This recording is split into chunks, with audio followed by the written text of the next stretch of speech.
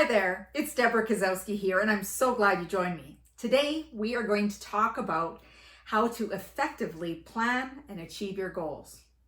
Now, you're not going to just set any goal. The goals that you want to set for yourself are the ones that have meaning and emotional connection. Because you can put lots of things on a vision board and you can point out different things, but if they don't have an emotional connection to you, and you don't have a drive, that why behind why you want to achieve those goals, chances are you will fail. Now, failure is not necessarily a bad thing. I want to reframe that here just for a moment, for you to consider that some of those failures might be because you haven't tapped into the why behind your goals. So in today's video, I want to share with you how you can really set up an action plan that's going to set you up for success. It starts with clarity. Number one, and many of you may have heard of the SMART goal method, and getting really specific, knowing that there's something to measure, that it's achievable, realistic, and timely. Now I'm going to give you my take on the SMART goal method and add in a few extra things. So when you are thinking about setting that goal, you need to be really specific in what that goal is. Clarity is key. And sometimes clarity gets us to step out of our comfort zones.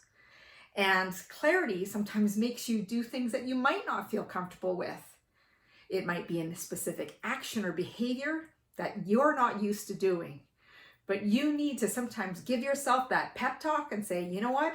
I want this goal. I want this dream. So these are some of the things that I might need to do. So get really specific on the goal that you are setting for yourself. If you're setting a goal for your health, perhaps you're thinking about losing 10 pounds or making healthier choices in your diet. All of these things are stepping stones to get you to where you want to be, but you want to be really specific in what that is. Perhaps you're working toward financial security, financial independence. What does that look like for you? Is there a specific number that you intend to measure? Now, everyone has different goals and dreams, and thinking about what you want for yourself and getting really clear is the first step. The second step is knowing that what you're going to measure. Some people will say, I would love to have more money. Now, if I gave you $1, maybe $2, guess what? You have more money. So this is why getting specific in what you want will help you get closer to what you truly want to achieve. Let's say you wanted a car and you said, well, I don't know what kind of car. I just want a car. So you can have any car. So get really specific if there's a certain material thing, whether it be a car, whether it be clothing, whether it be a home. The more specific you get, the more clear you are in setting your objectives, taking action toward those goals, and finding a way to measure it. Now, measurements often come in numbers, whether it be an amount of money, it might be amount of subscribers, it might be amount of enrollment, it might be amount of sales. Whatever that is, get really specific. And if you're thinking about even confidence level, you can measure that too. Let's say today you feel like you're a 5 out of 10. And tomorrow or the next day, you would really like to get to that 7. Thinking about how do we fill the gaps from where we are to where we want to go is all within the planning. And that's why you need a plan. And having this specific plan that we're going to put into action will make all the difference.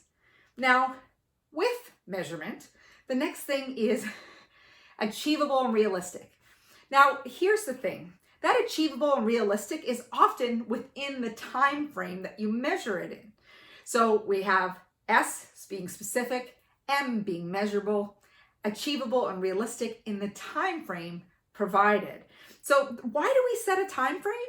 Well, a time frame creates scarcity and urgency, and it's going to move you into action. And by moving into action, you can create more results.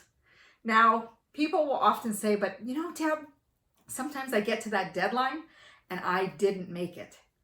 it's okay. So adjust the deadline. Here's the key. When you are creating your plan, number one is that you need to write it down. Only 3% of people actually write down their goals and get really focused and zoned in on where they're going. Now, I'd really like you to be one of those 3% who is going to be on the top of their game achieving their goals. So get really clear. What is it that you want? Get specific. Clarity is key to obtaining and achieving your goals. Then you're going to figure out what's the measurement. What is it that I want to achieve in the time frame to make it realistic and achievable? Now, here's the thing.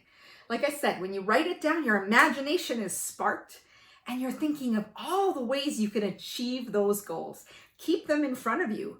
Review them daily. If you can, morning, noon, and night.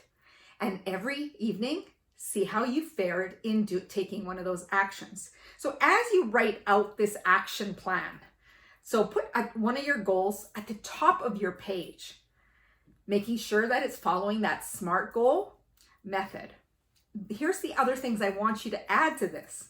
You want to write down all the steps, everything that comes to mind of all the things you know that you need to do to get to that goal. Now, here's the thing. People often, when they have goals or they're setting things, they often, just sporadically take action toward this goal here and this goal here. What is one thing that you could do each day? And as you're reviewing that day, you're going to have one priority that's going to get you closer to your goals and achievement. So you're going to build in milestones. So let's say you want to have 1,000 subscribers as an example. And let's say you're sitting at 250. So the next goal might be small increments. Let's aim for 300, 350, or you might go in hundreds and work to reach those smaller chunks and start creating the momentum, thinking about the resources that you need. Now, often what I see when I'm working with my coaching clients, it's like, oh, there's this barrier, there's this obstacle, this is what's in the way. And instead, I want you to shift your thinking to what's possible.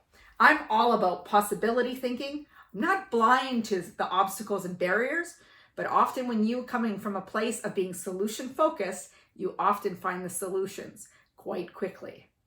So think about the people that you could connect with to help you achieve your goal. What are the resources that you need? What are the steps that you need? Is there new knowledge you need to get? And as you connect these things and just brain dump all these ideas on paper and create sequential steps as to how you want to achieve this. Now, as you reach out to connections and people, they might offer you referrals and advice. Jot all these things down and then see how they fit into your plan. Some of the information you have might not fit your plan, but as you go through the process, you can adjust the plan as you go. But what's going to happen is people and different ideas are going to come to you to help you accelerate that plan.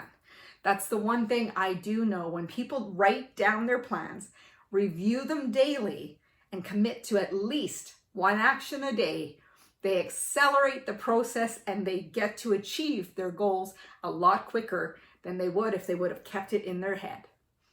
So when you are connected emotionally, really know the why behind why you're going after the goal, you will find opportunities. You will seek people to connect with, and you will hit achievement quite quickly. Now, I would love for you to comment below, share this video with other people so you can help others achieve their goals. And maybe you'll find yourself an accountability partner at the same time to challenge each other and support each other as you go toward the goals that you have set for yourself. Now, as you're creating those milestones, celebrate those wins along the way. It doesn't have to be anything fancy. It has to deal with acknowledgement. And when you acknowledge those goals, you're going to continue to create that momentum. And when you achieve that goal, I want you to be enjoying the process as you go, because it's going to be beyond exciting. So make sure you're following the SMART goal method, SMART, specific, getting really super clear on what it is you want. How are you going to measure it to know that you got there? Achievable and realistic within the time frame that you've set. And remember, there are people and skill sets and different things that are learned along the way, and you can adjust as you go. But most importantly, review your priority, what you're going to do on that day to make sure you get things done. No random happenstance. You're going to commit to taking an action every day. And chances are, it might stretch you. And as you stretch and grow, you're going to step into your potential and reach more goals in the very near future. Thank you for joining me here on my channel. I hope you subscribe and check out some of the other videos that I have listed.